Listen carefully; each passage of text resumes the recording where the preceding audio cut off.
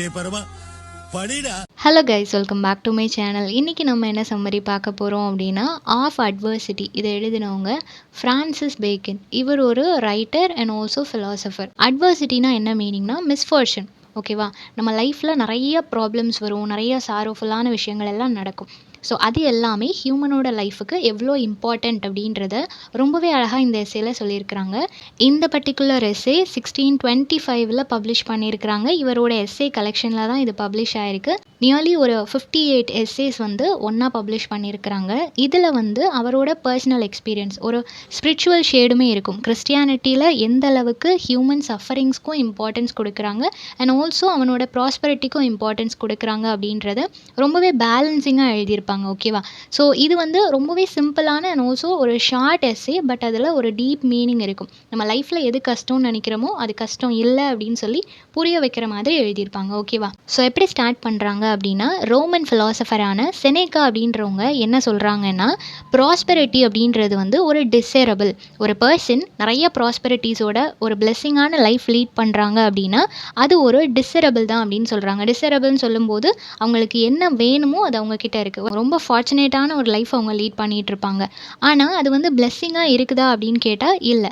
இன்னொரு பக்கம் ஒரு பர்சன் பிளெஸ்ஸிங் ஆஃப் அட்வர்சிட்டி, அவங்களோட லைஃப் ஃபுல்லாகவே மிஸ்ஃபார்ச்சுனோட நிறைஞ்சிருக்கு அப்படின்னா அந்த லைஃப் அட்மைரபிளாக இருக்கும் அப்படின்றத சொல்கிறாங்க. ஏன் அப்படின்னா, நம்ம லைஃப்பில் நம்ம ஆசைப்பட்ட எல்லாமே நமக்கு கிடச்சிடுச்சு, எல்லா வெல்த்தோடு நம்ம இருக்கிறோம் அப்படின்னா அது வந்து பெரிய விஷயமா யாரும் பார்க்க மாட்டாங்க இல்லையா. நார்மலான ஒரு லைஃப் மாதிரி தான் இருக்கும்.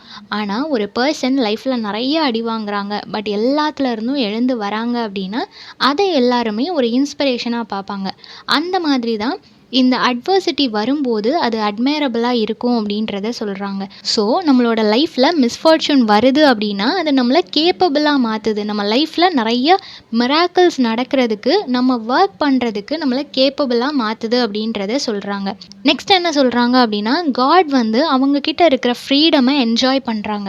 எதை பற்றியும் கவலைப்படாமல் ரொம்ப ஹாப்பியாக அவங்களோட ஃப்ரீடமை என்ஜாய் பண்ணுறாங்க. கடவுளுக்கு எந்த கவலையும் இல்லை இல்லையா, அவர் ரொம்ப ஹாப்பியாக நம்மளை வாட்ச் பண்ணிகிட்டு இருக்கிறாரு. ஆனால் ஹியூமன் அப்படின்றவன் நிறைய சஃபரிங்ஸோடு அவன் வாழ்ந்துட்டு இருக்கிறான். நிறைய வீக்னஸ் அவன்கிட்ட இருக்குது. எல்லா நெகட்டிவ்ஸோடையும் அவன் போராடுற மாதிரியான ஒரு சிச்சுவேஷன் அவனுக்கு இருக்குது இல்லையா. ஸோ அப்படி இருக்கும்போது ஒரு நாள் நம்ம ஓவர் கம் பண்ணி வந்துருவோம் அப்படின்ற ஒரு ஹோப்பும் அவன்கிட்ட இருக்கும். கடவுளே எந்த கவலையும் இல்லாமல் ஹாப்பியான ஒரு ஃப்ரீடத்தை என்ஜாய் பண்ணிகிட்டு இருக்கும்போது எந்த ஒரு மனுஷன் நிறைய கஷ்டப்பட்டு இதுக்கப்புறம் நம்ம எழுந்துக்கவே முடியாதுன்ற கண்டிஷனில் கூட எழுந்து நிற்கிறானோ அவன் கடவுளை விட சிறந்தவன் அப்படின்றத சொல்கிறாங்க. காடை விட மேலே அப்படின்றது கிடையாது, பட் நம்மளுமே ஒரு அட்மைரபிளான ஒரு கிரியேச்சர் அப்படின்றத சொல்ல வராங்க. நெக்ஸ்ட் என்ன சொல்கிறாங்க அப்படின்னா, இந்த அட்வர்சிட்டி இருக்குது இல்லையா, இதை வந்து இமேஜினேஷனால் நம்மளால் டைவர்ட் பண்ண முடியாது அப்படின்றத சொல்கிறாங்க. இது வந்து பொயட்ரியில் மட்டும்தான் நம்மளால் முடியும். பொயட்ரியில் ஒரு ப்ராப்ளம் வருது, ஒரு சாரஃபுல்லான ஒரு விஷயங்கள் இருக்குது அப்படின்னா டைவர்ட் பண்ணுறதுக்காக நிறைய இமேஜினேட்டிவ் எலமெண்ட்ஸ் எல்லாமே நம்ம இன்க்ளூட் பண்ணிக்க முடியும். ஆனால் ப்ரோஸ் ரியல் லைஃப் அப்படின்னு வரும்போது, ரியல் லைஃப் இன்சிடென்ட்ஸை நம்ம பேசும்போது அங்கே இமேஜினேஷன் எல்லாம் ஒர்க் அவுட் ஆகாது அப்படின்றத சொல்கிறாங்க. அங்கே நம்ம இறங்கி வேலை செய்யணும். எவ்வளோ நம்ம ஹார்ட் ஒர்க் பண்ணுறோமோ அதுக்கான அவுட்புட் நமக்கு கிடைக்கும் அப்படின்றத சொல்கிறாங்க. இதுக்கான ஒரு எக்ஸாம்பிளாக என்ன சொல்கிறாங்க அப்படின்னா, ஹெர்குலஸ் அப்படின்ற ஒரு பர்சன். ஓகேவா, இது வந்து மித்தில் சொல்லக்கூடிய ஒரு விஷயம். இந்த ஹெர்குலஸ் அப்படின்ற பர்சன் வந்துட்டு அவர்கிட்ட இருந்த ஒரு சின்ன எர்த்தன் பிக்சர், இந்த மட்பாட்டை வச்சுட்டு அவர் பெரிய வாஸ்ட் ஓஷன் எல்லாத்தையும் கடந்து போனார். ஏன்னா அவரோட கோல் ஒன்று தான். ப்ரொமித்தியஸ் அப்படின்ற பர்சன் இந்த பூமிக்கு ஒளியை கொண்டு வரணும், நெருப்பை கொண்டு வரணும்னு சொல்லி ஸ்ட்ரகிள் பண்ணிட்டு இருக்கிறாரு. அந்த பர்சனை காட் வந்து செயின் பண்ணி வச்சிருக்கிறாங்க. ஸோ அவங்கள ரிலீஸ் பண்ணணும் அப்படின்றதுக்காக ஹெர்குலஸ் வந்து அவர்கிட்ட இருந்த சின்ன விஷயத்தை வச்சு ஒரு பெரிய அட்வென்ச்சரஸான விஷயத்தை பண்ணி கடைசியில் அந்த ப்ரொமித்தியஸை வந்து சேவ் பண்ணுவாங்க. இது வந்து மித்தில் இருக்கக்கூடிய ஒரு ஸ்டோரி இல்லையா. இந்த மாதிரி தான் ஹோப்பை வந்து நம்ம புரிஞ்சுக்கணும் அப்படின்றத சொல்கிறாங்க. ஒரு பர்சன் கிட்ட என்ன இருக்குதோ அதை வச்சு எப்படி சர்வே பண்ண முடியும் அப்படின்றத பார்க்கணும். ஓகேவா, ஸோ மித்துலையும் இதை தான் சொல்கிறாங்க. எந்த ஒரு பர்சன் ரொம்பவே ஹோப்ஃபுல்லாக அவனால் எல்லாமே முடியும் அப்படின்ற ஒரு மைண்ட் செட்டோடு இருக்கிறானோ அவனால் எல்லாமே முடியும் அப்படின்றத சொல்கிறாங்க. அவனுக்கு ஒரு பாயிண்டில் ஹோப்பே இல்லாமல் போகும், பட் எப்போவும் அவன் பண்ண ஒரு விஷயம், ஒரு லெசன் அவனுக்கு கிளிக் ஆகும். அகெயின் அவன் எழுந்து ஓட ஆரம்பிப்பான். இந்த மாதிரி தான் ஹியூமனோட லைஃப் இருக்கும். லைக் கிறிஸ்டியானிட்டி, கிறிஸ்டியானிட்டிலையுமே இதே தான் டீச் பண்ணுறாங்க அப்படின்றத சொல்கிறாங்க. கிறிஸ்டியானிட்டியை பொறுத்த வரைக்கும் நிறைய என்ன சொல்லுவாங்க அப்படின்னா, லைஃப்பில் உங்களுக்கு நிறைய ப்ராப்ளம்ஸ் வரும். ரொம்பவே நீங்கள் ஸ்பிரிச்சுவலான ஒரு பர்சனாக இருந்தாலும் அந்த ஒரு ஹோப், அந்த ஒரு கனெக்டிவிட்டியை உடைக்கிறதுக்கான நிறையா சிச்சுவேஷன் அமையும். பட் எல்லா சிச்சுவேஷன்லேயும் எந்த அளவுக்கு நீங்கள் ஸ்டபானாக இருக்கிறீங்க, காடோட கனெக்டடாக இருக்கிறீங்க, அதுதான் முக்கியம். அதுதான் கிறிஸ்டியானிட்டியில் உள்ள கோர் எலமெண்ட் அப்படின்ற மாதிரி சொல்லுவாங்க. ஸோ அந்த மாதிரி லைஃப்லையும் உங்களுக்கு எவ்வளோ ப்ராப்ளம் வந்தாலும், எவ்வளோ ஹார்ட்ஷிப்ஸ் நீங்கள் ஃபேஸ் பண்ணாலும் நம்பிக்கையோடு இருக்கணும். அந்த மைண்ட் செட்டு தான் உங்களுக்கு வேணும். ஒரு நாள் நான் இதை ஓவர் கம் பண்ணி வந்துடுவேன், ஒரு நாள் என்னோட லைஃப் நார்மல் ஆகிரும்ன்ற அந்த ஒரு மைண்ட் செட் தான் வேணும் அப்படின்றத சொல்கிறாங்க. இந்த ஹெர்குலஸோட இந்த மித்து வந்து யார் இன்வென்ட் பண்ணுது அப்படின்னா, பேகன் போயட் அப்படின்னு சொல்கிறாங்க. இந்த பேகன் அப்படின்றதுக்கு வந்து வில்லேஜர்ஸ் அப்படின்றது மீனிங். ஓகேவா? இவங்க வந்து கிறிஸ்டியானிட்டி, அந்த ரியல் ரோமன் கேத்தலிக்ஸுக்கெல்லாம் முன்னாடி அவங்களெல்லாம் வழிபட மாட்டேன்னு சொல்லிட்டு முன்னாடி இருந்த கிறிஸ்டியன்ஸ் அண்ட் ஆல்சோ இஸ்லாமியர்ஸும் இருப்பாங்க. ஓகேவா? ஸோ அந்த மாதிரி கிறிஸ்டியானிட்டியை பிலீவ் பண்ணாமல் இருக்கிற ஒரு பர்சன் கிரியேட் பண்ணுற அந்த ஒரு மித் கிறிஸ்டியானிட்டிக்கும் பொருந்தும் அப்படின்றத சொல்கிறாங்க. ஓகேவா? நெக்ஸ்ட் என்ன சொல்கிறாங்க அப்படின்னா, சீஃப் வர்ச்சு, யார் ஒருத்தங்க நிறைய ப்ராஸ்பரிட்டிஸோடு இருக்கும்போதும் மாட்ரேட்டான ஒரு லைஃப் வாழ்கிறாங்களோ அதுதான் ஹை விர்ச்சியூ அப்படின்னு சொல்கிறாங்க. இப்போ சில பேருக்கு வந்து ஒரு ஜாப் கிடச்சிருச்சு, ஒரு நல்ல பொசிஷனுக்கு போயிட்டாங்க, திடீர்னு அவங்க நிறைய ஏர்ன் பண்ணிட்டாங்க, இந்த மாதிரி அவங்க வந்து அவங்க செட்டில் ஆகிட்டாங்க, ஒரு நல்ல பொசிஷனுக்கு போயிட்டாங்க அப்படின்னாலே அவங்களுக்கு ஹெட் வெயிட் வர ஆரம்பிச்சிரும் இல்லையா, தலைகால் புரியாது. அந்த மாதிரி நீங்கள் ஒரு நல்ல பொசிஷனுக்கு போனதுக்கப்புறமும் நீங்கள் மாட்ரேட்டாக இருக்கிறீங்க, ப்ராப்பரான மைண்ட் செட்டில் ஸ்டேபிளாக இருக்கிறீங்க, ஹம்பிளாக இருக்கிறீங்கன்னா அதுதான் ஹை விர்ச்சியூ அப்படின்றத சொல்கிறாங்க.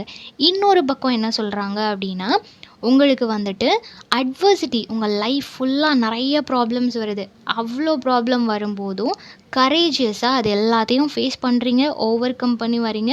அகெயின் ப்ராப்ளம் வந்தாலும் சால்வ் பண்ணக்கூடிய அந்த கரேஜ் உங்ககிட்ட இருக்குன்னா அதுதான் ஹை வர்ச்சியூ அப்படின்றத சொல்கிறாங்க. எப்போ நீங்கள் ரொம்ப கரேஜியஸாக இருக்கிறீங்களோ அது மாட்ரேட்டாக இருக்கிறத விட மேல் அப்படின்றத சொல்கிறாங்க. ஸோ நெக்ஸ்ட் ஒரு ஸ்பிரிச்சுவல் எக்ஸாம்பிள். இப்போது ஓல்டு டெஸ்டமெண்ட்டை எடுத்துக்கிட்டிங்கன்னா அதில் என்ன சொல்கிறாங்கன்னா, நீங்கள் வந்து ரொம்ப வேர்ச்சியஸான ஒரு லைஃப்பை வந்து லீட் பண்ணிகிட்டு இருக்கிறீங்கன்னு வச்சுக்கோங்களேன்.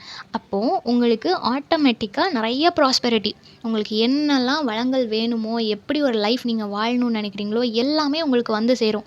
நீங்கள் ஒரு நல்ல குணம் உடைய நல்ல மனுஷனாக இருந்தால் இது எல்லாமே உங்களுக்கு வந்து சேரும் அப்படின்னு சொல்லிட்டு ஓல்டு டெஸ்டமெண்ட்டில் சொல்லியிருக்கிறாங்க.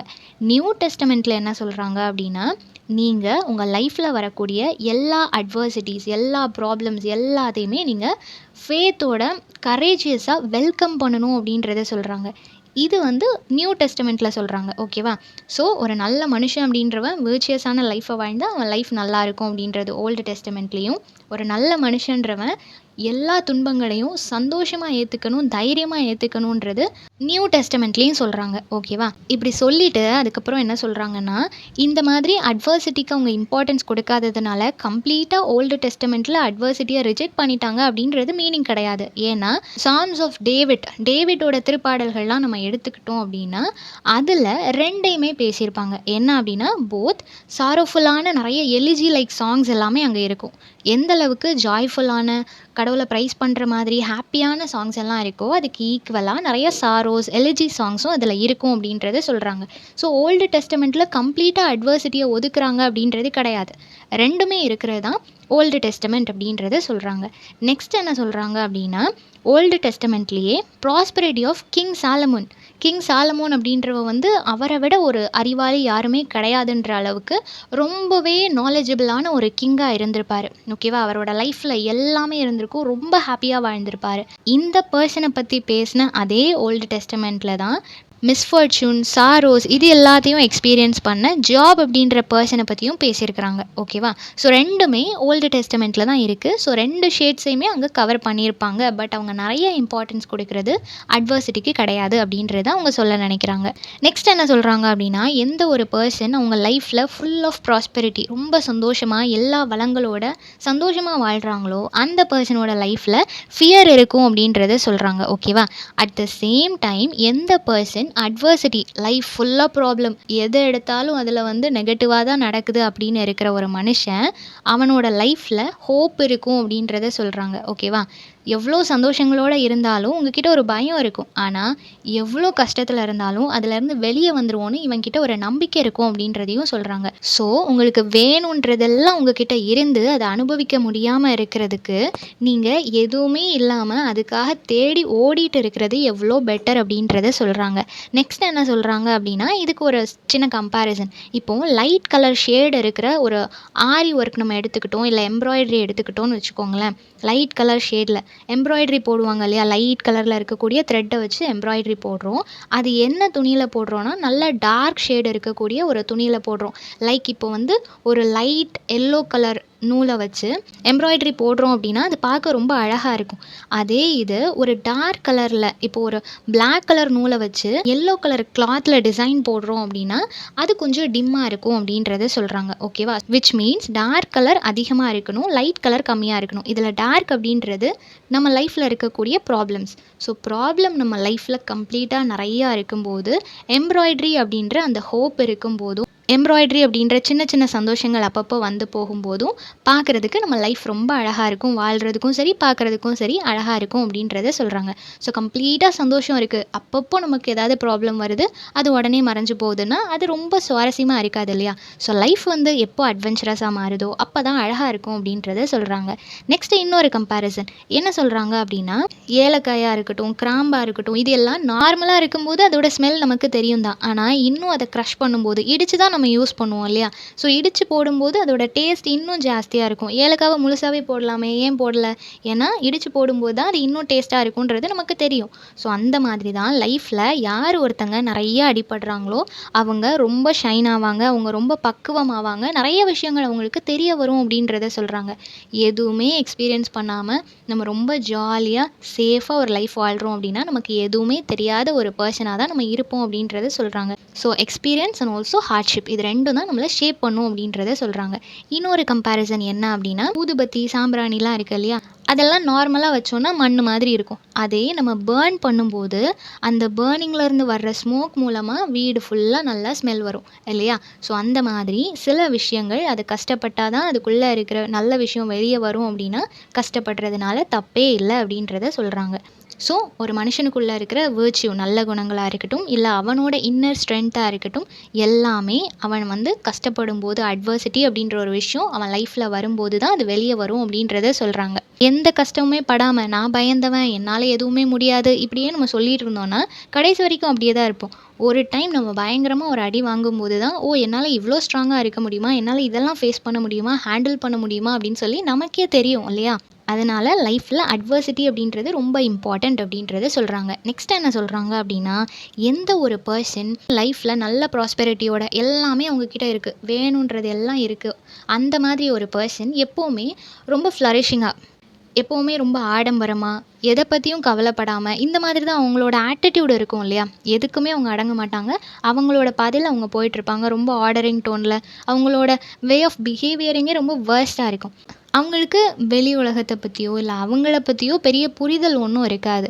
இதுவே ஒரு பர்சன் அட்வர்சிட்டி நிறைய அடிபடுறாங்க, நிறைய கஷ்டப்படுறாங்க அப்படின்னா அந்த பர்சன் ஹார்ட்ஷிப்பை லேர்ன் பண்ணிப்பாங்க. லைஃப்பில் என்னென்ன மாதிரியான ப்ராப்ளம்ஸ் வருது, அந்த ப்ராப்ளம்ஸ்லேருந்து நம்ம எப்படி வெளியே வரணும், என்ன பண்ணால் அதுக்கு இந்த சொல்யூஷன் கிடைக்கும், இந்த மாதிரி நிறைய கொஷின்ஸ்க்கு அவங்களுக்கு ஆன்சர் கிடைக்கும். எப்போ அவங்க அட்வர்சிட்டியை ஃபேஸ் பண்ணும்போது. ரொம்ப ஒரு நெப்போகிட் மாதிரியோ பார்ன் வித் சில்வர் ஸ்பூன் மாதிரியோ இருந்துட்டோம்னா நமக்கு எதுவுமே தெரியாது அப்படின்றத சொல்கிறாங்க. ஸோ எப்போ நீங்கள் அடி வாங்குறீங்களோ, எப்போ நீங்கள் கீழே விழுறீங்களோ அப்போ தான் உங்களோட நல்ல குணங்களாக இருக்கட்டும், ஹானஸ்டி, இன்னர் ஸ்ட்ரென்த், இந்த மாதிரி நிறைய விஷயங்கள் வெளியே வரும். உங்களுக்குள்ளே என்ன இருக்குது, உங்களோட வேல்யூ என்னன்றது அப்போ தான் தெரியும் அப்படின்றத சொல்கிறாங்க. ஸோ கம்பேரிட்டிவ்லி நீங்கள் வந்து நிறைய ப்ராஸ்பெரிட்டியோட ரொம்ப பிளெஸ்ஸிங்கான ஒரு லைஃப் லீட் பண்ணுறதை விட நிறைய கஷ்டப்பட்டு அட்வர்சிட்டியோட ஹோப்ஃபுல்லாக வாழ்கிறது ரொம்பவே பெட்டர் அப்படின்றத சொல்கிறாங்க. ஸோ கஷ்டப்படுறவங்க எல்லாருமே கஷ்டப்படுறோன்னு சொல்லி ஃபீல் பண்ண வேண்டாம். இந்த கஷ்டம் ஒரு நாள் மாறும்னு சொல்லி நம்பிக்கையோட அந்த ஹார்ட்ஷிப் நமக்கு என்ன சொல்லி தருது அப்படின்றத லேர்ன் பண்ணிக்கணும். அடுத்த நாள் எழுந்து ஓடணும், அதுலேருந்து ஓவர் கம் பண்ணி வரணும் அப்படின்றத சொல்கிறாங்க. ஸோ ரொம்பவே பியூட்டிஃபுல்லான அண்ட் ஆல்சோ சிம்பிளான ஒரு எஸ்ஸே. இந்த சம்மரி எல்லாருக்கும் புரிஞ்சிருக்கும்னு நினைக்கிறேன். நெக்ஸ்ட் என்ன டாப்பிக்கில் வீடியோ போடலான்னு சொல்லி கமெண்ட் பண்ணுங்கள். தேங்க்யூ ஃபார் வாட்சிங்.